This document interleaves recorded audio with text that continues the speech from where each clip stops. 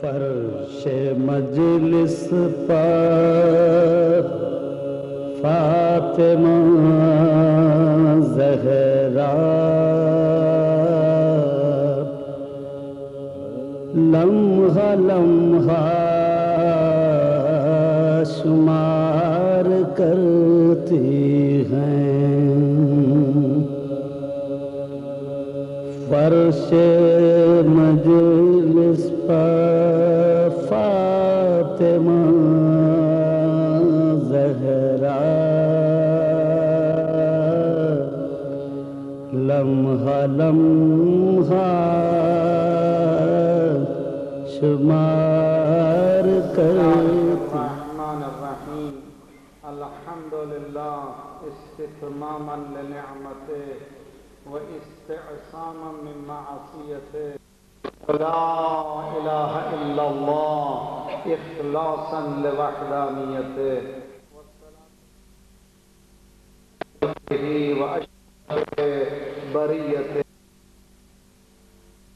جد الحسنین بالقاسم محمد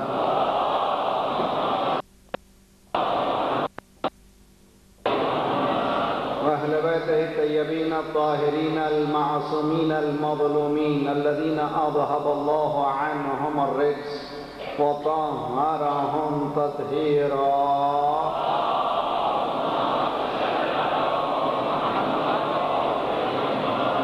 ورحمة الله على محبيهم ولعنة الله على أعدائهم أجمعين الذين اشتروا الضلالة بالهدى فما ربحت تجارتهم وما كانوا مهتدين أما بعد فقد قال الله وهو أصدق القائلين وقوله الحق بسم الله الرحمن الرحيم تلك الدار الآخرة نجعلها للذين لا يريدون علوا في الأرض ولا فسادا والعاقبة للمتقين صلوات پڑھیے محمد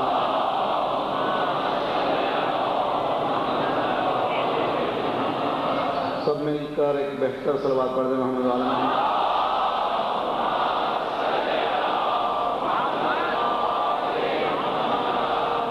سب سے پہلے بارگاہ رب العزت میں ہم سجدہ ریز ہیں جس نے ہمیں یہ توفیق دی کہ آپ سروران گرامی کی خدمات میں آئیں اور اپنے خیالات جو اسلامی خیالات ہیں اس کو پیش کریں۔ امید ہے کہ بارگاہ وسیع عزدی میں قابل قبول ہوں گے اور بارگاہ اہل بیت اس کو اپنے ہماری توفیقات کی اضافے کا باعث قرار دیں گے۔ میں آپ تمام کا برادران و خواہران کا مسلسل جو ان مجالس میں شریک ہوتے رہے اور اچھے نام سے یاد کرتے رہے مشکور ہوں، اور خیر العمل ٹرسٹ نے مجھ پر ٹرسٹ جو کیا اس کا بھی میں مشکور ہوں۔ ایک صلوات پڑھیے محمد وآل محمد۔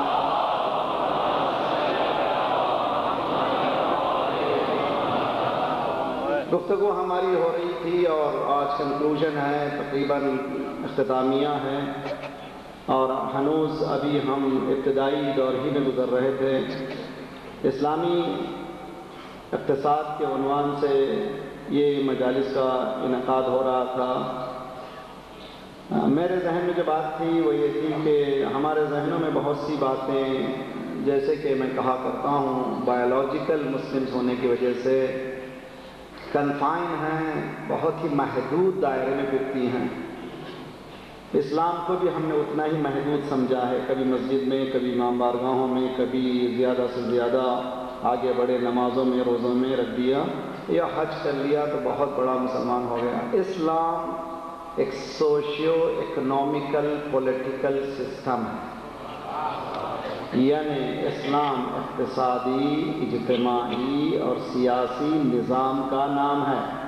اب اگر سیاست بدنام ہو جائے اس کے معنی یہ نہیں کہ الہی سیاست کو ہم بھول جائیں۔ اگر سیاست بدنام ہو جائے اس کے معنی یہ نہیں ہے کہ عالمی سیاست بھولا دی جائے۔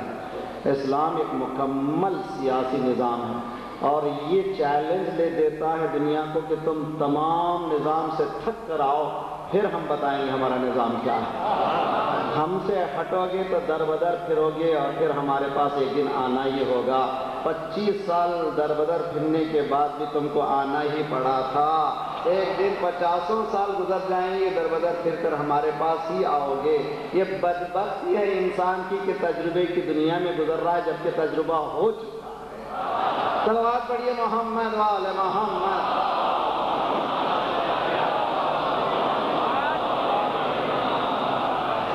تجربہ کامیاب تجربہ ہو چکا ہے حضور۔ جو خطوط جو گائیڈ لائنز ہیں اقتصاد اسلامی کے حوالے سے صاف کلیئر ہیں۔ سب سے پہلے اسلامی اقتصاد کا جو طرح امتیاز ہے، جو نیوکلیس ہے، وہ توحید ہے، جو کسی سسٹم میں نہیں ہے، کسی دنیا میں نہیں ہے۔ قرآن صاف اعلان کرتا ہے یعلمون ظاہرا من الحیات الدنیا وہم عن الآخرۃ ہم غافلون۔ یہ لوگ سپرفیشل دنیا کو دیکھتے ہیں اور اسی حساب سے لا بناتے ہیں۔ امریکہ میں اب تک 50 ٹائم شاید کانسٹیٹیوشن میں تبدیلی آئی، امینڈمنٹ آیا ہے۔ ہمارے پاس تو دن رات جو آتا ہے بدلتے ہی رہتا ہے۔ جو بار بار بدلے انسان کا قانون ہے، جو کبھی نہ بدلے اللہ کا قانون ہے۔ لن تجد لسنت اللہ تبدیلا، اللہ کی سنت میں کوئی تبدیلی آتی نہیں ہے۔ اس کی کتابوں میں بھی تبدیلی نہیں ہے، اس کے نمائندگوں میں بھی کوئی تبدیلی نہیں ہے۔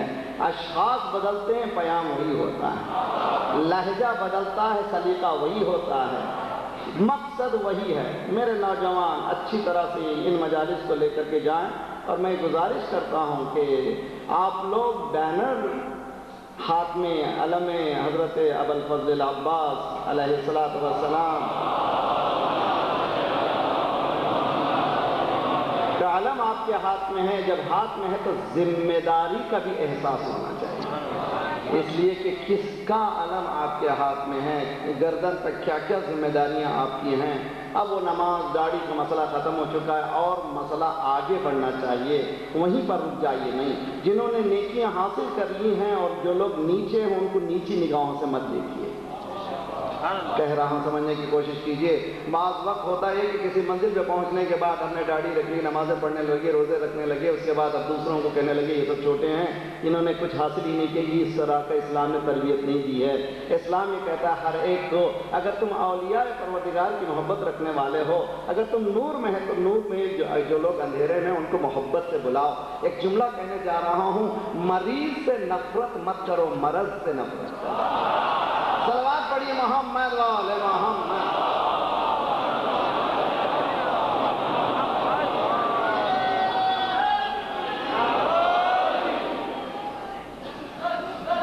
پہلا مرحلہ توحید۔ دوسرا مرحلہ، جیسے ہی ہم نے بتایا کہ سسٹم آف اکنومی میں اور پورے اسلامی سسٹم میں جو چیز اوپر ہے اس کا نام ہے انی اخاف اللہ رب العالمین۔ ہم کسی سے نہیں ڈرتے سوائے ذات پروردگار کے، جو ایک سے نہیں ڈرتا ہر ایک سے ڈرتا ہے۔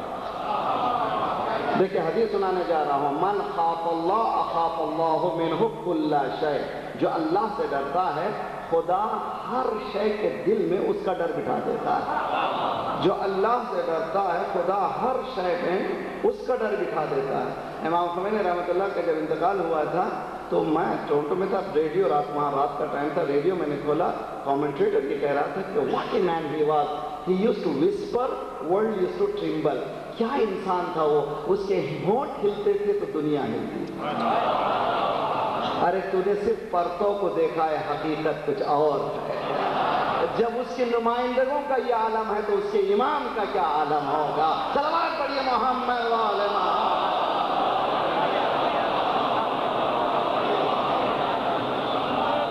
تو آپ کے پاس ایک لیڈرشپ آئیڈیل ہونا چاہیے، ایک نمونہ ہونا چاہیے جس کے ذریعے سے آپ لوگ آگے بڑھ سکیں۔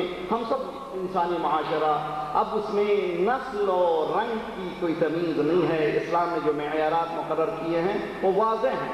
اس کے بعد مرحلہ آگے بڑھتا ہے ایک اسلامک اکانومی میں، وہ یہ ہے کہ وَالْأَرْضَ وَضْعَهَا لِلْأَنَامِ فِيهَا فَاكِهَةٌ وَالنَّخْلُ وَالرُّمَّانُ فَبِأَيِّ آلَاءِ رَبِّكُمَا تکذبان، ساری کائنات سارے انسانوں کے لیے ہے، اس میں سارے انسان برابر کے حصہ دار ہیں، کوئی کسی کا حصہ زیادہ ہو نہیں سکتا، اس تقسیم کو سوائے ایک کے کوئی کر ہی نہیں سکتا، وہ بھی نمائندہ ہو ذات پروردگار کا۔ مولا کائنات ہر مرتبہ جب تقسیم کرتے تھے مصلی بچھاتے تھے، 2 رکعت نماز پڑھتے تھے، اور ابو تراب پر ہاتھ رکھتا تھا، تراب پر ہاتھ رکھتا تھا، فرماتے تھے کہ زمین تو گواہ رہنا علی نے عدالت بنتی ہے۔ آج تک کسی لیڈر نے، کسی رہبر نے یہ چیلنج نہیں کیا ہے کہ ہم نے عدالت برتی ہے، اور علی ابن ابی طالب نے کر کے بتایا، کامیاب بتا دیا کہ اگر راہ خدا پہ چلنا ہو تو راہ اہل بیت کی ایک راہ ہے۔ تو برادران عزیز، اقتصاد اسلامی میں جب یہ مسئلہ ہے کہ بارڈرز نہیں ہونا چاہیے، ریسورسز دنیا کے جتنے ہیں سب تقسیم برابر ہونا چاہیے، تقسیم کون کرے؟ اسلام یہ کہتا ہے ہر انسان مسئول ہے، اگر وہ زیادہ کھا رہا ہے تو اس کو حق نہیں ہے، جو نہیں کھا رہا ہے اس تک پہنچائے۔ کس طرح سے پہنچانے کا حکم دیا؟ اسی لیے ہمارے پاس دیکھیے، میں آپ کو ڈائریکٹ اور انڈائریکٹ اقتصاد کے اصولوں کو بتانا چاہتا ہوں۔ آج کنکلوژن کے مسئلے میں 2-4 لمحے ذرا سا تکلیف ہوتی ہے، ذرا مراحل کو حل کریں۔ ایک صلوات پڑھے محمد وآل محمد۔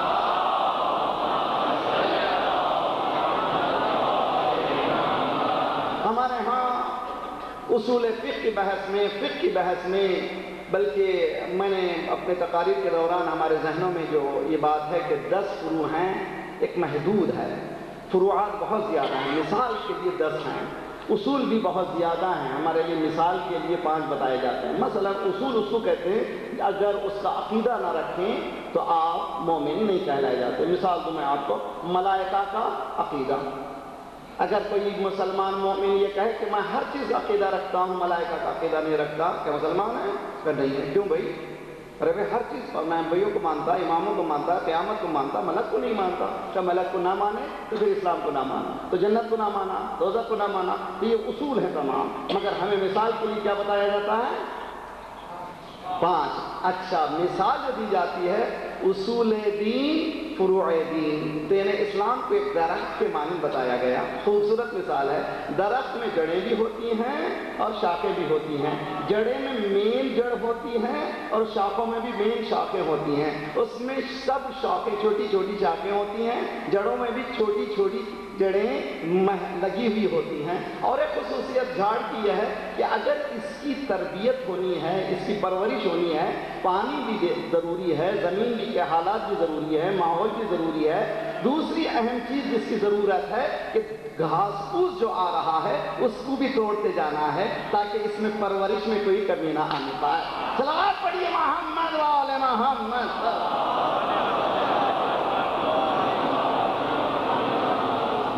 اسی کا نام تبرہ ہے، یعنی غیر المغضوب علیہم ولا الضالین کے معنی یہ ہے کہ اس درخت کے چاروں طرف جو چیزیں، جھاڑیاں، جو کانٹے وغیرہ اگ رہے ہیں ان کو توڑ دیا جائے، یہ درخت پھر پھلا پھولا رہے۔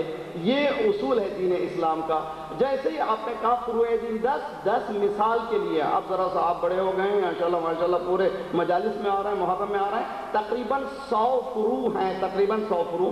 اب آئیے میں ان میں سے چند گناتا ہوں جو میرے موضوع سے مربوط ہیں۔ مثلا کتاب الوکالہ، کتاب التجارہ، کتاب الوراثہ، کتاب الاوقاف، یہ تمام اکنومی سے متعلق ربط رکھتے ہیں، اور یہ ڈائریکٹ کتابیں ہیں ہمارے پاس، ہمارے فقہی اصول میں اور فقہ میں ہمارے پاس یہ موجود ہے۔ جب تک ہم لوگ ان کو نہیں سمجھیں گے اس وقت تک مراحل طے نہیں کریں گے۔ اسی لیے میں نے کہا تھا تخصصین کا زمانہ ہے، اسپیشلائزیشن کا زمانہ ہے۔ میرے نوجوانوں سے گزارش ہے کہ ہر محلے میں آپ لوگ جس ایریا میں بھی اسپیشلسٹ ہیں اس میں کام کیجئے، بینکرز کام کریں اس میں، اقتصاد کے ماہرین کام کریں اس میں، اور چھوٹے چھوٹے راہوں کو اختیار کریں۔ انشاءاللہ یہ قدم آگے بڑھائیں، پھر اللہ ذات پروردگار نے وعدہ کیا ہے تم ہماری طرف بڑھو، ہم خود راہ بتاتے ہیں۔ تم بڑھو، ایک قدم بڑھو، گھبراؤ نہیں۔ اور تم تو بڑھنے میں اور ایک تمہارے پاس ایک انرجی یہ ہے کہ تم یا علی کہہ کے بڑھتے ہو۔ صلوات پڑھیے محمد وآل محمد۔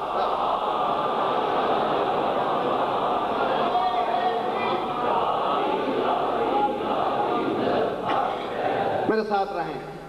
انڈائریکٹ اکنامک سسٹم، انفاق، خمس بھی ڈائریکٹ ہے، زکوٰۃ بھی ڈائریکٹ ہے، انڈائریکٹ انفاق، صدقات، کسی نے مجھ سے پوچھا مولانا ہمیشہ خمس کی بات کرتے ہیں جبکہ قرآن میں اقیموا الصلاۃ وآتوا الزکاۃ، یقیمون الصلاۃ ویؤتون الزکاۃ، تقریباً پیرلل ہیں. اقیموا الصلاۃ وآتوا الزکاۃ، نماز کو قائم کرو، زکوٰۃ کو ادا کرو. کیا معنی ہے؟ اکانومی اسپرچولیٹی، میرا موضوع ہے کھارادر کا. اکانومی اسپرچولیٹی، اقتصاد معنویات، روحانیات اقتصادیات. اگر سوسائٹی میں اقتصادیات اچھے ہوں، معنویات اور روحانیات اچھے نہ ہوں تو وہ بیکار ہے سوسائٹی. اسی طرح سے کسی سوسائٹی میں روحانیات اچھے ہوں، اقتصادیات اچھے نہ ہوں، وہ سوسائٹی بھی کولیپس ہو جائے گی. اسی لیے کہ لمن لا معاش لہ لا معاد لہ، جس کی معاش اچھی نہیں اس کی قیامت بھی اچھی ہونے والی نہیں ہے. یہ دونوں کا پیرلل ہونا ضروری ہے. قرآن یہ کہہ رہا ہے کہ اقیموا الصلاۃ وآتوا الزکاۃ، نماز پڑھنے کے بعد حکم ہے کہ صدقہ دو، نماز سے پہلے صدقہ دو، بازار میں جانے سے پہلے صدقہ دو، سفر کرنے سے پہلے صدقہ دو. اتنے صدقات کا الصدقہ ترد البلا، بلاؤں کو رد کرتا ہے. لینے والا بھی گھبرائے نہیں، اس لیے کہ صدقہ کے معنی بلا کا لینا نہیں ہے، تمہارا جو حق ہے اس حق کو لینا ہے. توجہ کا طالب ہوں، یہ حق ہے جو لے رہا ہے، اور اس کا حق جو دوسرے کے ہاتھ میں چلا گیا ہے، دوسرے کی ذمہ داری ہے کہ اس حق کو دوسرے کی طرف پہنچا دے. برادران عزیز، اس انفاق کے مسئلے کو ہم کو آگے بڑھانا ہے. دوسرے جو آگے بڑھانا ہے صدقات کے مسئلے کو، صدقات کو باقاعدہ ہم لوگ. تیسرا مسئلہ ہے قرض الحسنہ. قرض الحسنہ، من ذا الذی یقرض اللہ قرضا حسنا، کون ہے اللہ کو قرض دے؟ یہ لیجئے، خدا محتاج ہو گیا، اللہ قرض چاہتا ہے. اللہ اکبر، خدا غریب کو میں کہتا ہے. یعنی خدا کہتا ہے کہ جو اس کو قرض دے گا گویا مجھے قرض دیا. تو غریب کہاں پر پہنچ گیا؟ ہائے ہائے ہائے، توجہ کا طالب ہوں. خدا غریب کو کیا سمجھ رہا ہے؟ اور حقیقت میں غریب کی دولت کو خود غریب جانتا نہیں ہے. دولت مند ہے، رات بھر سوتا نہیں ہے، گولی پر گولی کھا رہا ہے، اس لیے کہ اتنی گولیاں دے دی ہیں تو وہ گولی نہیں کھائے گا تو کیا کرے گا؟ گولیوں پر گولیاں کھا رہا ہے. مگر یہ محتاج، یہ مزدور ایک مرتبہ بستر پہ جاتا ہے اور سویا تو پھر 8 گھنٹے سو گیا، صبح کل کی خبر کل دیکھی جائے گی. ذات پروردگار کہتا ہے دیکھو کتنا پرسکون ہے، نہ اس کو حساب دینا. قیامت میں بھی کیا کرے گا؟ کچھ بھی نہیں، مالک کچھ تھا ہی نہیں تو حساب کیا دوں گا. یہاں پر ہے فَمَن يَعْمَلْ مِثْقَالَ ذَرَّةٍ. صلوات پڑھیے محمد وآل محمد.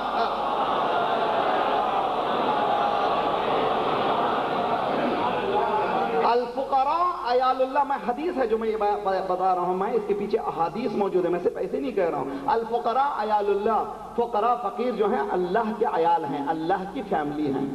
اللہ اکبر. من ذا الذی یقرض اللہ قرضا حسنا، کون ہے اللہ کو قرض دے. قرض حسنا کو عام کریں. یہ جو سود کی ملامت ہے اسلامک کنٹریز میں، اس سے بچنے کا واحد طریقہ یہ ہے کہ مضاربہ، بزنس.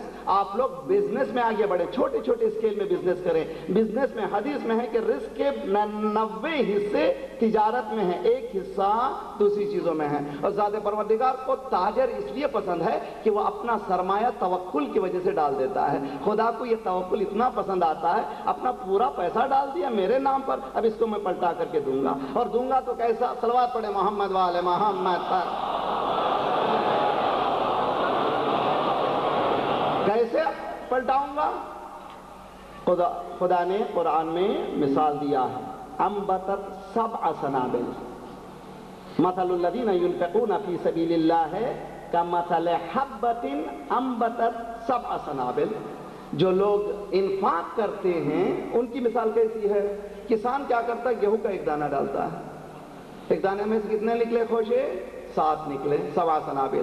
ہر گوشے میں کتنے؟ 100 دانے ہیں. تو 1 دانے کے کتنے 7 دانے ہو گئے؟ 700 دانے. 700 دانے تو منیمم ہے، بعض کھیتوں میں خدا اور زیادہ دے دیتا ہے. تو خدا نے یہ وعدہ کیا ہے کہ تم 1 بوؤ گے اور اس کے ہم 700 کریں گے. تو رزق میں بھی، خصوصاً اکنومی میں سب سے بڑا اصول یہ ہے کہ جتنا پیسہ بلاک ہو جائے گا اتنا ہی سوسائٹی خراب ہو جائے گی، تباہ ہو جائے گی. نکالنا چاہیے. قرآن کہتا ہے اس کو انفاق کرو، باہر نکالو، بلاک مت کرو، نکال دو. اسی لیے زکوٰۃ واجب ہوا، اسی لیے خمس واجب ہوا. امید ہے کہ ہم لوگ ان چیزوں کو اچھی طرح سے سمجھ کر کے عملی میدان میں منہ زبانی جمع خرچ نہیں، عملی میدان میں کیسے؟ جیسے کل اشارہ کیا تھا، ابتدائی چیزوں کو سیکھیے، نماز، روزہ، حج، زکات، ان کے اصول کیا ہیں، وضو کی شرائط کیا ہیں، نواقض وضو کیا ہیں، غسل کتنے ہیں. بہت سی زندگی میں بڑے ہو گئے لیکن ابتدائی مراحل سے واقف نہیں ہے. کیا یہ دین ہے؟ کیا اسلام نے سکھایا اس طرح سے؟ اسلام نے نہیں سکھایا. اسلام کہتا ہے کہ آنا تو سمجھ کر آنا. اچھا ایک شعر پڑھوں گا تاکہ آپ لوگ بحال بھی ہو جائیں. جنت علی سے عشق حقیقی کا نام ہے. جنت علی سے صرف عشق کا نام نہیں، جنت علی سے عشق حقیقی کا نام ہے، دوزخ علی کی ذات سے دوری کا نام ہے. صلوات پڑھیے محمد والے محمد.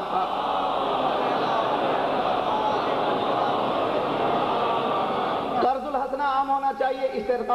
اشتراکیت، بزنس میں پارٹنرشپ، سلیپنگ پارٹنرشپ کے اصولوں کو اچھی طرح سے سیکھنا چاہیے. علماء کو اس میں سامنے آگے بڑھنا چاہیے، تربیت کرنا چاہیے. کس طرح؟ اس لیے کہ مولا نے فرمایا کہ کوئی گھر باقی نہیں رہے گا، خواہ وہ ڈھیلے کا گھر کیوں نہ ہو، خواہ وہ ایک چادر کیوں نہ ہو، وہاں ظلم نہ پہنچا ہو. اس کے معنی ہم انتظار کریں اس کے لیے نہ، اس کے معنی یہ ہے اس کے لیے ریپیل کریں. ایسا انتظار ہونے نہ دیں بلکہ کام کریں. جیسے کہ پہلے سے آدم سے لے کر خاتم تک بتایا گیا تھا ایک یزید آنے والا ہے. کیا یزید کے ہاتھوں کو باندھ دیا گیا تھا؟ نہ، یزید چاہے تو اپنی تقدیر بدل سکتا تھا. اسی طرح سے اگر ہم چاہیں تو اپنی تقدیر بدل سکتے ہیں. امام وارن کرتا ہے اپنے تقدیرات کو بدلنے کے لیے، نہ کہ انہی راہوں کو اختیار کرنے کے لیے جیسے دنیا نے اختیار کی ہے. حضور مومنین، گزارش کرتا ہوں میری بہنوں، میری مائوں، میرے بچوں، میرے بزرگوں، دین اسلام مکمل سسٹم ہے. اس سسٹم میں کوئی کمی نہیں ہے. الیوم اکملت لکم دینکم واتممت علیکم نعمتی ورضیت لکم الاسلام دینا. قرآن نے اعلان کر دیا کامل ٹوٹل سسٹم ہے اور یہ کامیاب شدہ سسٹم ہے. اس میں اور کسی کے پاس بھیک مانگنے کی ضرورت نہیں ہے. کامیابیاں دیکھتے ہو کیوں؟ اس لیے کہ دنیا کی چند روزہ کامیابی کو دیکھ کر کے سمجھتے ہو کہ یہ لوگ کامیاب ہیں. آج دیکھ رہے ہیں کہ پورا مغربی معاشرہ متزلزل ہے. کیوں؟ قرآن نے کہہ دیا تھا صاحب پہلے ہی کہ دیکھو جب گناہ اضافہ ہوں گے تو نعمتیں کھنچ جائیں گی. مثال سورہ کہاں، قرآن کا 18واں سورہ 32 سے لے کے 38 تک آیتیں پڑھیے جس میں دو اشخاص کا تذکرہ ہے. ایک کا جس کا کھیت تھا، باغ تھا، نہریں تھیں، بہت زیادہ دولت تھی. ایک کا جس کے پاس اتنا نہیں تھا اور جس کے پاس اتنی دولت تھی ہمیشہ کہتا دیکھا میں نے میری محنت سے کیا کیا کر لیا. یہ دوسرا کہتا تھا، مومن کہتا یہ خدا نے دیا ہے، تم کہاں سے اس طرح سے مغرور مت ہو جاؤ، دیکھو ہو سکتا ہے کہ عذاب الہی تم پر نازل ہو. کہتا تھا نہ، اللہ کی بات مت کرو، خدا کی بات مت کرو، یہ میں نے میری محنت سے میں نے یہ کمایا ہے. ایک دن آیا تو پورا باغ کا باغ ختم ہو گیا.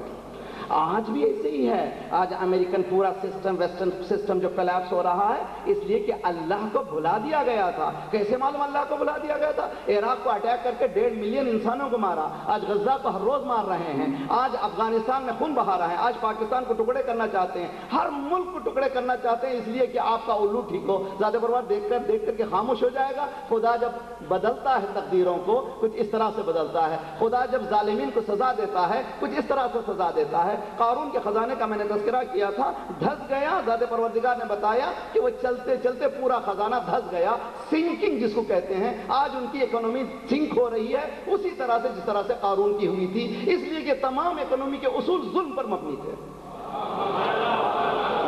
تمام اصول اقتصاد ظلم پر مبنی تھے. برادران عزیز، جب آپ یہاں تک نتیجے تک پہنچ رہے ہیں تو میں گزارش کرتا ہوں، آج میرے یہ عشرے کی آخری مجلس ہے، 10ویں مجلس ہے، اور اس مجلس میں میری گزارش کو جو بہت ہی حقیر، میں کچھ نہیں، بڑا عالم نہیں ہوں، میں بالکل طالب العلم ہوں، لیکن جو بات عرض کرتا ہوں بہت ہی تحقیق سے، ذمہ دارانہ طور پر، تاکہ آپ تک صحیح بات پہنچے اور ہم لوگ جو ہیں صرف سپرفیشل دنیا میں نہ رہیں، ایک حقیقی دنیا میں جائیں. جب حقیقی دنیا میں جائیں گے تو حقائق نظر آنے والے آ جائیں گے. اسی لیے حدیث میں ہے اتقوا من المؤمن فإنه ينظر بنور اللہ. مومن سے بہت پرہیز کرو، ڈرو، اس لیے کہ وہ دیکھتا ہے تو اللہ کے نور سے دیکھتا ہے. اللہ کے نور سے دیکھتا ہے۔ دیکھیے ایک ایسا شخص ہے جس میں ظاہراً طور پر نہ اس کا جسم ہے نہ کچھ ہے، اور اس کا نام ہی رکھا گیا ہے جاکٹ پریسیڈنٹ، جاکٹ پریسیڈنٹ، اس لیے کہ ہر جگہ ہر پریسیڈنٹ آتا ہے تو ہر مرتبہ ایک نیا سوٹ پہنتا ہے، یہ تو وہی جاکٹ ہے۔ اس نے کہا کہ نہ، جب تک کہ میرے ملک میں سب لوگ بحال نہ ہو جائیں میری حالت بدلتی نہیں ہے۔ یہ کس نے سکھایا؟ یہ درس در آل محمد کا درس ہے، یہ درس اسلام کا درس ہے۔ یہ بتا رہا ہے کہ یہ کمیونٹی کامیاب ہوگی، اس لیے کامیاب ہوگی کہ یہ وہی راہوں کے اختیار کیا ہے جن راہوں کو مولا علی ابن ابی طالب نے بتایا تھا۔ صلوات پڑھیے محمد و آل محمد۔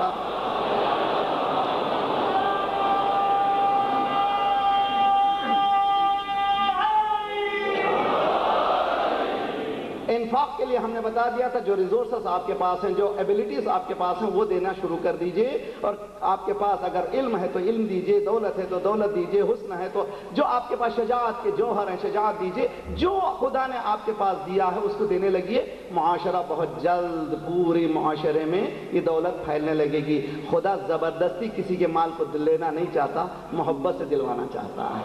محبت سے دلوانے کے لیے کس سے محبت کرنا چاہیے؟ قل ان کنتم تحبون اللہ فاتبعونی یحببکم اللہ۔ محبت پروردگار میں تم اگر دو گے تو لطف اسی میں ہے، اور محبت پروردگار کرنے والا اتباع رسول کرتا ہے، جب اتباع رسول کرتا ہے تو وہ خود محبت پروردگار ہو جاتی ہے۔ قرآن نے ایک کے بعد ایک بالکل لنکس بتا دیے ہیں، اس میں کوئی ہینکی پینکی نہیں ہے۔ اب آئیے آخری ایک مرحلے کو میں گزارنا چاہتا ہوں ایک آیت کے ذریعے سے۔ فَاهْبِطُوا مِنْهَا جَمِيعًا۔ آج ہم لوگوں کو سب کو، بہت سے لوگوں نے مجھ سے کہا کہ مولانا یہ جو آپ نے اقتصاد کا مسئلہ چھیڑا ہے اس لیے مجمع آ رہا ہے کہ آپ جو ہیں ملینر بننے کے طریقے بتانا چاہ رہے تھے شاید۔ میں نے کہا ہاں بھائی حقیقت میں بتانا چاہ رہا تھا اور میں نے بتا دیا۔ ہاں اگر سمجھنا چاہیں کہ ملینر کس کو کہتے ہیں، دولت کو ملینر نہیں کہتے، جو غنی ہو جائے، بے نیاز ہو جائے۔ توجہ کا طالب ہوں، جو غیر کا بے نیاز ہو جائے گا خود غنی ہو جائے گا۔ صلوات پڑھے محمد و آل محمد۔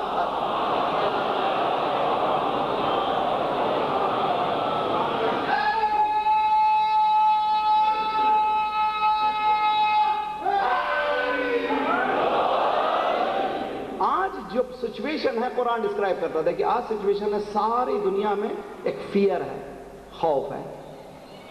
سب سے زیادہ خوف کیا ہے انسان کو؟ پیسے کا، مال کا۔ اچھا ایک روایت قرآن کے ذریعے سے، قرآن نے جب بھی جہاد کا تذکرہ کیا ہے، جاہدوا باموالکم واولادکم وانفسکم، پہلے اموال کا تذکرہ کیا بعد میں اولاد۔ حدیث میں ہے کہ ایک باپ بیٹے کی موت پر سو سکتا ہے، مال کے کھونے پہ سو نہیں سکتا۔ خطرناک مسئلہ ہے حدیث میں، اور ذرا سا غور کریں گے تو حقیقت بھی پتہ چلے۔ اس لیے کہ موت ہوگی بھائی، ہونا تو ہو گئے، روئے ضرور ہے، لیکن آنے کی امید نہ ہونے کی بنا پر وہ مطمئن ہو گیا۔ لیکن دولت کے جانے پر کتنی خطرناک چیز ہے دولت۔ خوف و ہراس آج کی دنیا کا خطرناک مسئلہ ہے۔ اب آئیے کیسے شروع ہوا، سب لوگ میرے ساتھ ہیں، سب مل کر کے ایسی صلوات پڑھیے کہ سارے کراچی کو پتہ چلے گی۔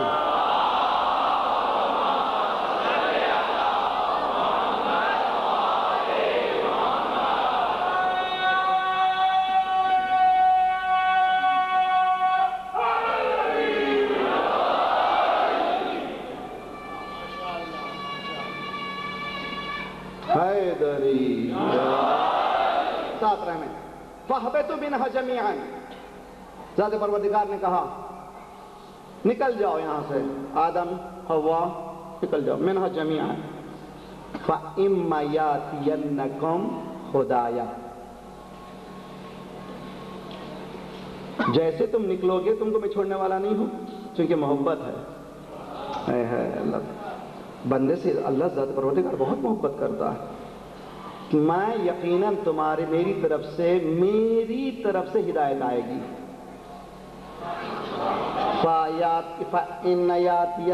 فَيَأْتِيَنَّكُمْ مِنِّي ہدایا، میری طرف سے تمہارے لیے ہدایت آئے گی۔ ہوگی بات؟ اب دوسرا جملہ سنیے، فَمَنْ تَبِعَ ہدایا فلا خوف علیہم ولا ہم یحزنون. کتنا خوبصورت ہے قرآن. ہمارے پاس ایمان ختم ہو چکا ہے. ہم لوگ لفظ قرآن کو الفاظ سمجھتے ہیں, صرف لفظ نہیں. استجیبوا للہ ولرسولہ اذا دعاکم لما یحییکم. اللہ کے کال کا, رسول کے کال کا جواب دو تاکہ تم کو زندگی ملے. تمہارے پاس زندگی نہیں ہے. ہم لوگ حدیث سنتے ہیں, حدیث ہے. قرآن سنتے ہیں, قرآن ہے. میت کے لیے قرآن نہ, قرآن زندگی کے لیے ہے. اس رخ سے پڑھیے, اور جب بھی آیتوں کو پڑھیے ایسے سمجھیے کہ آیت کے معنی خدا بول رہا ہے. مثلا باقری بول رہا ہے, سناٹا چھایا ہوا ہے, اور اگر کوئی بڑا آ گیا اس سے زیادہ مجمع زیادہ ہو گیا. آیت اللہ سیستانی آ جائیں, اگر رہبر آ جائیں تو پورا پاکستان سے مٹ کر آ جائے, اور ابھی وہ بول رہے ہیں سارا خاموش مجمع سانسیں روکے ہوئے. خدا بول رہا ہے. ہاں ہاں ہاں ہاں ہاں. تو اسی لیے اذا قرئ القرآن فاستمعوا له, جب قرآن پڑھا جائے تو غور سے سنو, اس لیے خدا بول رہا ہے. تو ہمارے پاس ایمان کی کمی ہو گئی ہے. ایمان کی کمی, ہم آیتوں سے متاثر نہیں ہوتے, حدیث سے متاثر نہیں ہوتے, آیتوں پر آیتیں پڑھی جاتی ہیں, کچھ نہیں ہوتا. دیکھیں یہ آیت آج کے دنیا کو ڈسکرائب کر رہی ہے, اور آپ کے ہمارے پرسنل پرابلم کو حل کا سلیقہ بتا رہی ہے. ہمارے پورے پرابلم مشاکل جتنے ہیں اس سے حل ہو سکتے ہیں. خدا کہہ رہا ہے کہ فمن, فمن, فا کے معنی پس, من کے معنی ہوئے ایور, جو کوئی. اب یہاں پر جو کوئی میں اتنی وسعت ہے, کالا گورا امیر غریب, خواہ وہ ابو ذر ہو یا سلمان ہو یا مقداد ہو بلال, اس میں کوئی شک نہیں. جو کوئی ہو, جو فمن تبع ہدایا, جو کوئی اتباع کرے گا میری ہدایت کی, اس کو کیا نتیجہ ملے گا؟ دو چیزیں ملیں گی. لا خوف علیہم ولا ہم یحزنون, نہ خوف ہوگا نہ غمگین ہوں گے. اب جو خوف کس کی وجہ سے؟ اللہ کی ہدایت کو چھوڑ دیا. اب ساری دنیا میں دیکھیے ہر جگہ خوف پھیلا ہوا ہے, لیکن ایک مطمئن ہے. ہاں ہاں, سلوات پڑھیے محمد و آل محمد.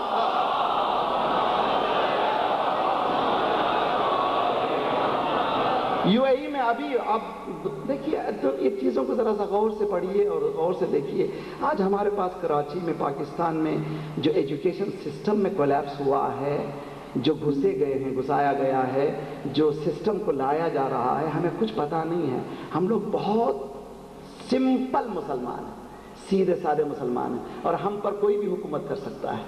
ذرا سا بیداری لائیے, صرف جائیے آپ کے بچے کے اسکول میں کیریکولم کس نے بنایا ہے اس کی تحقیق کیجیے, تو پتہ چل جائے گا کہ اس کے پیچھے جڑیں کہاں تک پہنچی ہیں. جب ہمارا عالم مدرسوں کا یہ عالم ہے تو بڑے کالجز یونیورسٹی کو تو آپ بیان بھی نہیں کر سکتے. تو ہم لوگ بہت ہی ایک نیرو, ایک بہت ہی محدود دائرے کے حد تک محدود ہو گئے ہیں. اس کو وسعت دینا چاہیے اور بہت ڈیپ جانا چاہیے. المؤمن کیس فطن, مومن بہت ہوشیار ہوتا ہے, بہت ڈیپ جاتا ہے, سپرفیشل نہیں ہوتا. آپ لوگوں سے گزارش ہے, انقلاب ایران کی کامیابی, پھر مجھ سے کہا جاتا ہے مولانا بہت کہتے ہیں آپ, میرے پاس کوئی مثال ہی نہیں ہے, کوئی مثال دے دیجئے. میں نہیں کہتا, اور میں کسی کا ایجنٹ نہیں ہوں. ایجنٹ ہوں تو اہل بیت کا ہے, ان کا بھی نام اس لیے لیا جا رہا ہے, وہ بھی اہل بیت ہی کا نام لیتے ہیں. امام خمینی نے انقلاب کے بعد پہلا ہی اعلان کر دیا, ماں ہر چیز کی داریم از حسین داریم, ہمارے پاس جو کچھ بھی ہے وہ حسین کا صدقہ موجود ہے. سلوات پڑھیے محمد و آل محمد.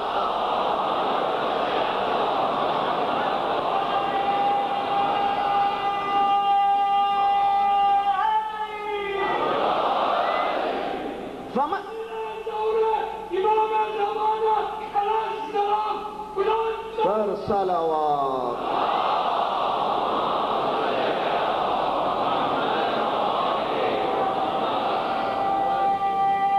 دریا فمن تبع ہدایا, جو بھی ہماری ہدایت کی اتباع کرے گا اس کو دو چیزوں نصیب آئیں گی. فلا خوف علیہم ولا ہم یحزنون, نہ خوف ہوگا نہ حزن ہوگا. ساری دنیا میں مڈل آف مڈل ایسٹ, یہ بھی جو بات بتا رہا ہوں آسانی سے سمجھ میں آنے والی بات نہیں ہے جب تک کہ آپ گہرائی میں جانا جائیں.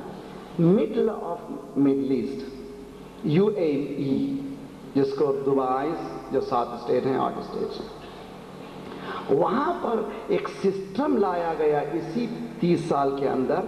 لڑنے کا طریقہ شیطان کا الگ ہے, پاکستان میں ایک الگ ڈھنگ سے لڑایا گیا, اور سعودی میں ایک الگ ڈھنگ سے لڑایا گیا، فلسطین میں ایک الگ ڈھنگ سے لڑایا گیا. ایک عجیب و غریب ڈھنگ ہے اور اس کو سمجھنے کی بہت ضرورت ہے. فکر سے فکر کو لڑایا گیا، اکنومی سے اکنومی کو لڑایا گیا. یہ سمجھنے کی ضرورت ہے. یو اے 2 گھنٹہ 1.5 گھنٹے کی فلائٹ ہے، اتر جائیے وہاں پر. اب وہاں اترنے کے ساتھ ایسے معلوم ہوتا ہے یورپ میں پہنچ گئے.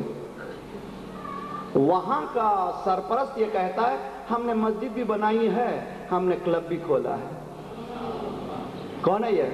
مسلمان ہے، یعنی سیکولر اسلام. آج کل باقاعدہ وہ بولتے ہیں کہ سیکولر اسلام ہونا چاہیے. یہ ذرا ٹائٹ، آپ زیادہ گاڑے مسلمان ہیں، یہ اچھے نہیں ہیں. تو اس کے معنی کہ اب ڈیفینیشن ہو گئی ہے سیکولر اسلام کی. امام خمینی رحمۃ اللہ نے ایک عجیب ڈیفینیشن دی تھی، وہ ڈیفینیشن بھی سن لیجئے. اسلام ناب محمدی، اسلام امریکائی. وہ اسلام سرکار سے جو چلا، وہ اسلام جو امریکہ سے جو چلا، وہی غیر المغضوب علیہم. تو دیکھیں، نگاہ دیکھیں اس شخص کی، کتنا عظیم شخص تھا. اس نے بالکل دکھتی رکھ پر ہاتھ رکھا اور بتا دیا کہ تمہارا پرابلم کیا ہے. جب تک ان پہ ڈیپینڈ کرتے رہو گے تمہارا حل ہونے والا نہیں ہے. مڈل میں کہاں؟ مڈل میں مڈل ایسٹ کے قلب میں. مڈل ایسٹ کون سی جگہ ہے جہاں پر اسلام آیا؟ گہوارہ اسلام وہیں پر ہے. اسلام کلچرل جو ریولوشن آیا ہے مڈل ایسٹ میں آیا ہے. وہاں پر بہت کام ہوا. کیا کام ہوا؟ پہلے تو ٹکڑوں میں بانٹا گیا. اس کے بعد جو دوسرا قدم ہوا، فکر کو بدلنے کی کوشش کی گئی. تیسرا جو کام ہو رہا ہے کلچر کے نام پہ اور فریڈم کے نام پہ، ہم نے ٹیمپل بھی بنا ہے، ہم نے کلب بھی رکھا ہے، مسجد بھی رکھا ہے، آپ آزاد رہیے. اسلام کہاں پر؟ دبئی کی بات کر رہا ہوں میں. ہر سال جاتا ہوں، میں جب بھی جاتا ہوں روتا ہوں. وہاں پر حالات، سب لوگ بلڈنگوں سے متاثر ہوتے ہیں. میں دیکھتا ہوں ان بلڈنگوں پہ مزدوروں کا خون ہے، مزدوروں کے پسینے ہیں، ان کے حقوق نہیں دیے گئے ہیں. یہ کیا ہے؟ میرے نزدیک کوئی بیوٹی نہیں ہے. بیوٹی حقیقت میں دیکھیے، خانہ کعبہ کی کوئی بیوٹی نہیں ہے. 4 دیواریں ہیں، لیکن اخلاص ابراہیمی کو دیکھیے، تو ساری دنیا وہاں پر جمع ہوتی ہے. تو برادران عزیز، دبئی کیا کرتے ہیں؟ حج کے زمانے میں مفاجات کے نام، مفاجات یعنی سائنس، مفاجات کے معنی فیئر، بزنس فیئر. ساری دنیا سے 3 ملین حجاج مکے میں جمع ہو رہے ہیں. دبئی میں 5-6 ملین عرب جمع ہو جاتے ہیں. ایک ایسی ہوٹل ہے جس کی ایک رات کا کرایہ ایک کمرے کا $3000 ہے. وہ ہوٹل 6 مہینے تک بک ہے. اب اس میں جو عائش آپ تصور کر سکتے موجود ہے. اب اچھا ہی میں آپ کو صرف جیسے عورت کھانا پکنے کے بعد چاول کا دانہ ایک دیکھ لیتی ہے، اس کے بعد آپ کو خود ایلابریٹ کرنا ہے. میں اس لیے کہہ رہا ہوں کہ مولا امام حسین جو گئے ہیں، انما خرجت لطلب الاصلاح فی امت جدی. جب تک ہم برائیوں کو نہیں سمجھیں گے، اس کہاں سے آ رہی ہیں نہیں سمجھیں گے، اس وقت تک اس کا حل تلاش نہیں کر سکیں گے. آج دبئی میں حج کے زمانے میں آتا ہے عرب، ملینز آف ڈالرز خرچ کرتا ہے. ایسی زندگی جس کا بیان میں ممبر سے کر بھی نہیں سکتا. کیوں وہاں پر زور دیا جا رہا ہے؟ اس لیے کہ انقلاب جیسے ہی برپا ہوا ان کو پریشانی ہوئی، اس کو روکا کیسے جائے. امام خمینی نے کہا تھا کہ ہم ایکسپورٹ کریں گے. کسی نے پوچھا یہ کیسے ایکسپورٹ کریں گے؟ آقا نے کہا ایکسپورٹ ہو گیا. اس لیے کہ کموڈٹی نہیں ہے، سامان نہیں ہے کہ اس کو پیک کر کے دیا جائے. فکر تھی جو چلے گئی. صلوات پڑھیے محمد وآل محمد.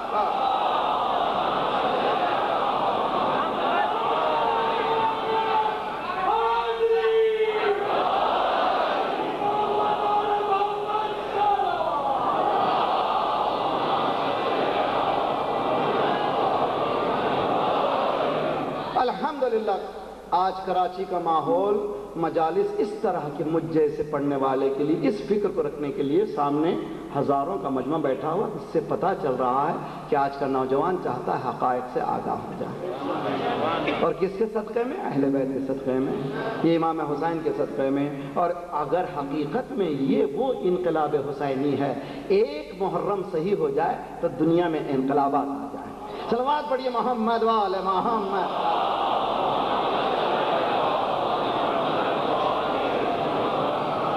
میرے عرائض ختم. میں بہت ممنون ہوں خیر العلماء ٹرسٹ، آپ تمام برادران و خواہران کو جو مسلسل دور دور سے آتے رہے، اچھے الفاظ میں یاد کرتے رہے، جو ہمارے ساتھ رہے، سہیل بھائی، ان کی ٹیم، اور میں آپ تمام کا فرداً مشکور ہوں. اور خدا کی بارگاہ میں دعا کرتا ہوں، خدایا پروردگارہ جو باتیں کہی گئی ہیں صرف تیرے اخلاص کے لیے، تو نے جو دین کا پیام ہمارے کہنے پر حکم دیا ہے کہ ہم ادا کریں، ہم ادا کر رہے ہیں. مالک ہمارا کام ادا کرنا ہے، تمام کرنا تیرا کام ہے.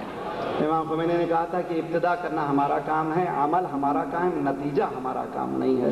نتیجہ تو ذات پروردگار کی طرف سے ملے گا. اے حسینیو، انسان کی تقدیر کی مہار تھام لو، اور تم اختیار رکھتے ہو، کوئی اختیار نہیں رکھتا. اس لیے کہ تمہارے پاس وہ مہار کی پورے اصول موجود ہیں. کسی کے پاس یہ اصول موجود نہیں ہیں. یہ وہ اصول اس گھر سے ملے ہیں جس نے اپنا سب کچھ دے کر کے بچایا ہے. آج ساری دنیا میں ہر مسلمان کہتا ہے حسین نے دین کو بچا دیا. شاست حسین، باد شاست حسین. خواجہ اجمیری کہتے ہیں کہ کسی کے کلام کو سننے سے دیکھنے سے پہلے اس کی آئیڈیالوجی کو دیکھنا چاہیے. اور شاعری میں الفاظ کی تکرار نہیں ہوتی. شاہ کے معنی بھی بادشاہ کے ہیں، بادشاہ کے بھی معنی بادشاہ کے ہیں. تکرار کیوں کیا؟ کہ دیکھو ان کے خیالات پہلے پڑھو تو پتہ چلے گا. وہ صوفی منیش تھے. صوفیوں کے پاس بادشاہ کے معنی الگ ہیں، شاہ کے معنی الگ ہیں. شاہ کے معنی کس کو شاہ کہتے ہیں؟ شاہ کربلا، بادشاہ کائنات. یعنی حسین شاہ کربلا ہے، بادشاہ شاست حسین، بادشاہست حسین. اس کے بعد کا جملہ زیارت کا ٹکڑا ہے، دین است حسین. میرے نوجوانوں، دین است حسین. توحید، عدالت، نبوت، امامت، قیامت، نماز، روزہ، حج، زکوٰۃ. حسین، میں شعراء سے گزارش کرتا ہوں کبھی ٹکر میں مت لگائیے، کبھی تضاد مت کیجیے. نماز یعنی حسین، حسین یعنی نماز. کبھی مقابلہ مت کیجیے ان چیزوں کا. نور کا نور سے مقابلہ نہیں ہوتا، ظلمتوں کا نور سے مقابلہ ہوتا ہے. حسین بھی نماز ہے، نماز بھی حسین ہے.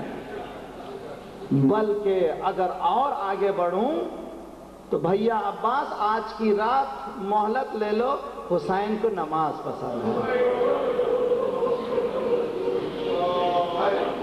کون ہے یہ؟ امام حسین. انا احب الصلاۃ. عباس مجھے نماز بہت پسند ہے، میں محبت رکھتا ہوں. اور حسین کا چاہنے والا نماز نہ پڑھے. اور ایک جملہ، آخری جملہ، کب؟ بہن سے جدا ہوتے ہوئے کس طرح سے ادا کیا؟ یا اختہ، اے میری بہن، لا تنسینی فی الصلاۃ اللیل. میری بہن شب کی نماز میں بھائی کو نہ بھلانا.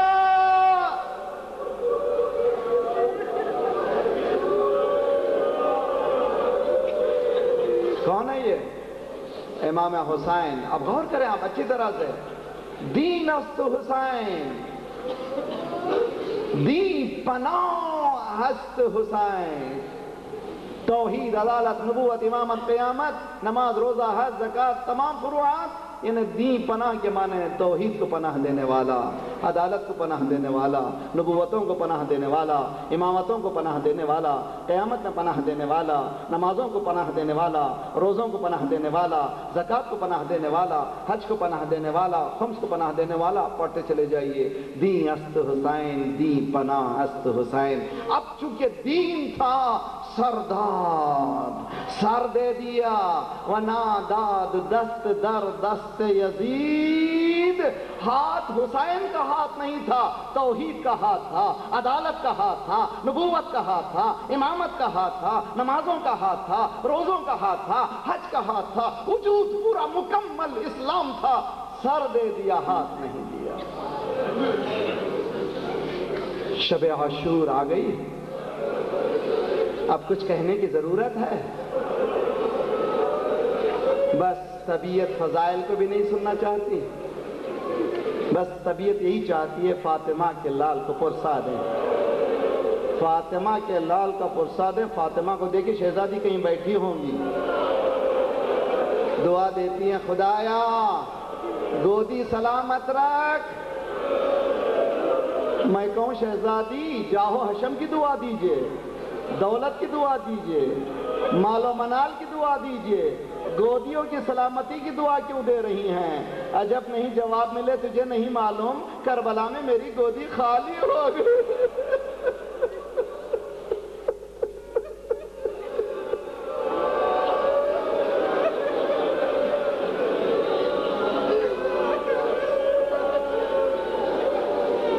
شب عاشور میری بہنیں بہت سی پاکستان میں خدا کا شکر ہے کہ کراچی میں خصوصاً بہت سی بہنیں ذاکرائیں ہیں، مجلسیں پڑھتی ہیں۔ عموماً مجھ سے پوچھا بھی جاتا ہے کہ مصائب کے لیے بہترین کتاب ہے، علماء نے یہاں تک کہا کہ اس کتاب کو ممبر پہ لے جا کر کے پڑھیے، ایک ایک لفظ اس میں موثق ہے۔ نفس المحموم شیخ عباس قمی کی، اس میں ایک روایت ہے شب عاشور۔ سید سجاد کہتے ہیں کہ میں بیمار پڑا تھا، پھوپھی اماں میرے پہلو میں بیٹھی ہوئی تھی، میری تیمارداری کر رہی تھی، میرا بابا خیمے کے گوشے میں تلوار کو صاف کر رہا تھا۔ یا دنیا کم لک من خلیلی کم لک بالاشراق والاسیلی۔ امام حسین اشعار پڑھتے جا رہے تھے، تلوار کو صاف کر رہے تھے، اے دنیا کتنے دوستوں کو تو نے چھین لیا، یہ تیرے لیل و لہار نے کتنوں کو لے لیا اے دنیا۔ اور یہ بھی نہیں ہو سکتا کہ ایک کی جگہ دوسرا چلا جائے، یہ بھی نہیں ہو سکتا، بدل کو بھی تو قبول نہیں کرتا، سب کا یہی راستہ ہے۔ سید سجاد کہتے ہیں کہ ان اشعار سے میں سمجھ گیا بابا کی آخری رات۔ یہ اشعار صاحب بتا رہے تھے کہ پھر کل رات آنے والی نہیں ہے، جہاں میں سمجھا وہاں میری پھوپھی اماں بھی سمجھ گئیں۔ اب جب اٹھیں میری بہنیں چادر پہنتی، خدا چادر کو سلامت رکھے، جو میری بہن نہیں پہنتی آج سے پہن لے، کل جلوس میں ضرور جائے، بے چادر نہ جائے، ورنہ زینب کو تکلیف ہوگی جس نے سب کچھ لٹایا ہے۔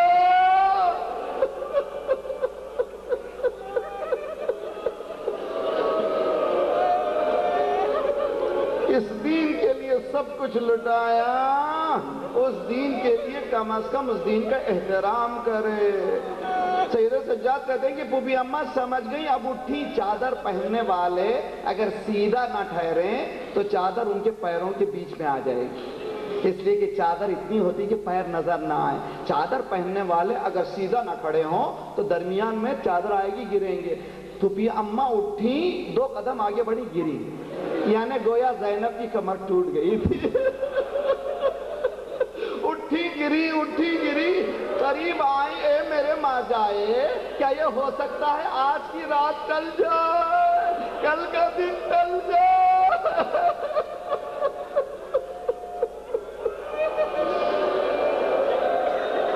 میرے ماں جائے، کیا یہ ممکن ہے آج کی رات ٹل جائے، کل کا ایک دن ٹل جائے؟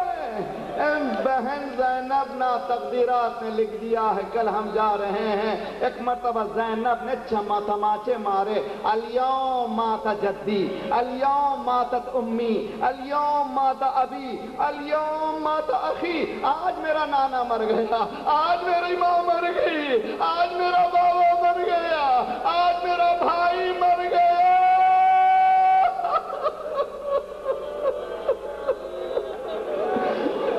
تماچے مارتی تھی، روتی جاتی تھی، روتے روتے زینب بے ہوش ہوئی۔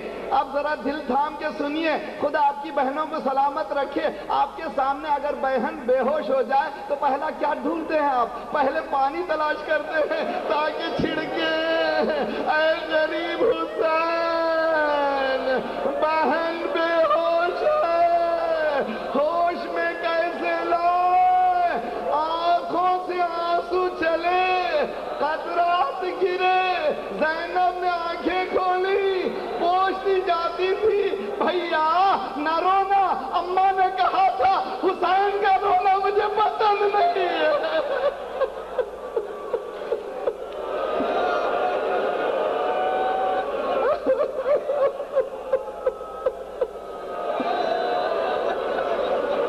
اجرکم علی اللہ۔ دنیا میں کوئی گھر اس طرح سے تباہ نہیں ہوا جس طرح سے فاطمہ کا ہوا۔ ایک دن میں سے پہر 3 پہر میں حسین نے جو کر دیا ہے، کوئی عالم، کوئی خطیب، کوئی مولوی، کوئی ذاکر چیلنج نہیں کر سکتا کہ روز عاشور کے مصائب ایک دن میں بیان کر دے۔ کتنا ہی بڑا علامہ کیوں نہ ہو، کتنا بڑا خطیب کیوں نہ ہو، یہ چیلنج نہیں لے سکتا کہ سے پہر میں ایک دن میں مصائب کو حسین کے بیان کر دے۔ جو بیان نہیں کر سکتے، حسین نے کر کے دکھا دیا۔ حسین نے کر کے دکھایا۔ عصر کا وقت آیا، فَنَظَرَ يَمِينًا وَشِمَالًا، داہنی جانب دیکھا، بائیں جانب دیکھا۔ تھوڑی دیر پہلے کوئی مولا کہتا تھا، کوئی آقا کہتا تھا، کوئی چچا کہتا تھا، پورا گھر خالی ہو گیا۔ فَنَظَرَ يَمِينًا وَشِمَالًا یا ابطال الصفا وفرسان الحیجا، اے میرے شیرو، اے میرے دلیرو، کہاں ہو؟ حل من ناظر ینظرنا۔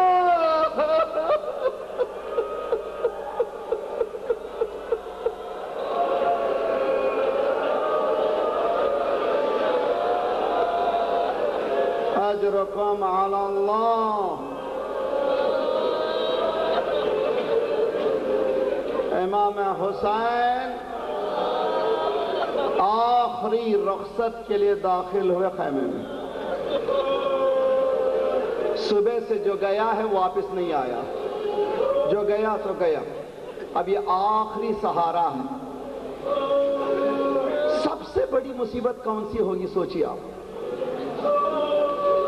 علامہ مجلسی کہتے ہیں کہ شب جمعہ میرے گھر کا سلیقہ یہی تھا کہ میں گھر والوں کو، کام کرنے والوں کو بٹھاتا تھا، مولا کے مصائب بیان کرتا۔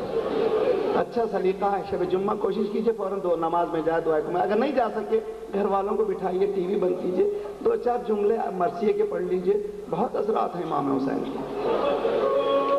علامہ مجلسی کہتے ہیں کہ ایک رات میں نے کیا، اس رات میں نے دیکھا مولا فرما رہے ہیں مجلسی جب آئندہ شب جمعہ آئے ہمارے جد کی رخصتی پڑھو۔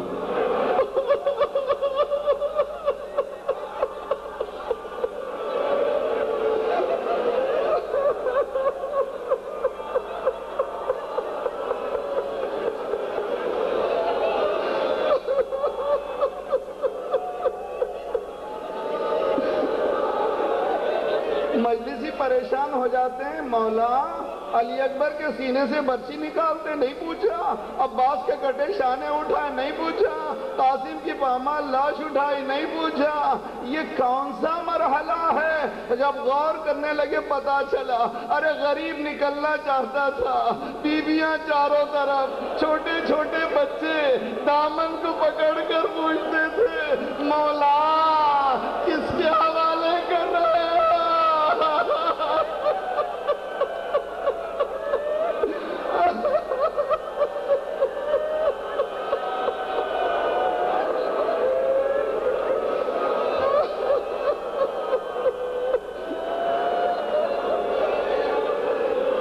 مولا کس کے حوالے کر رہے ہو؟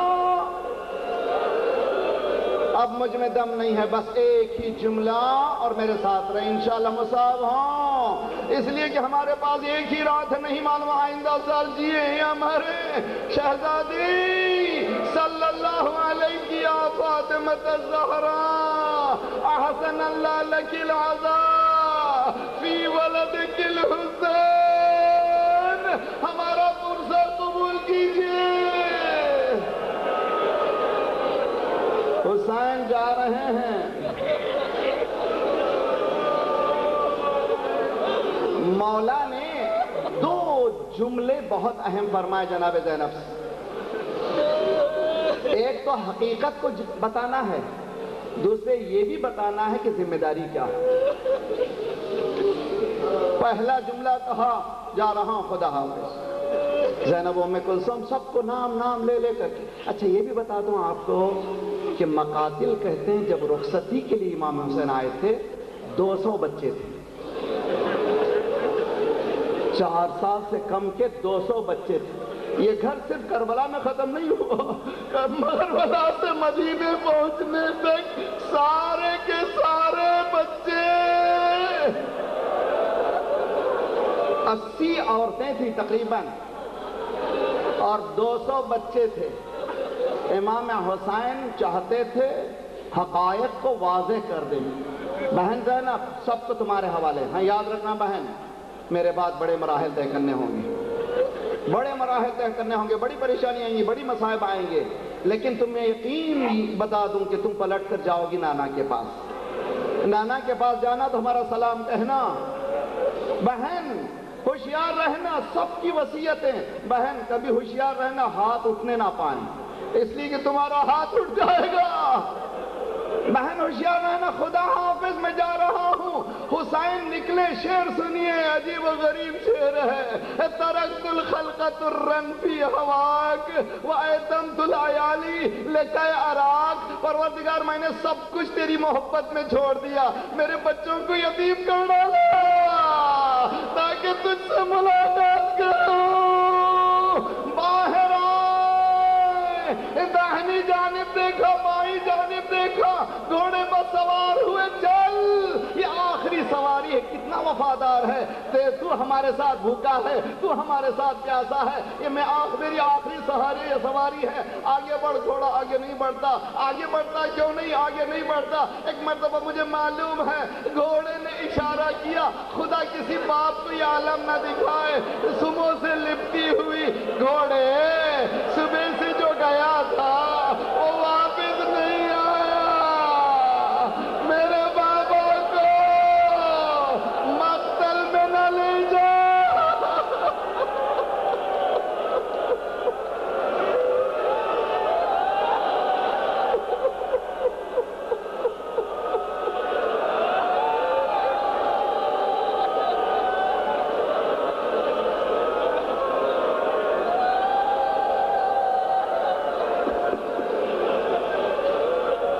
صلی اللہ علیہ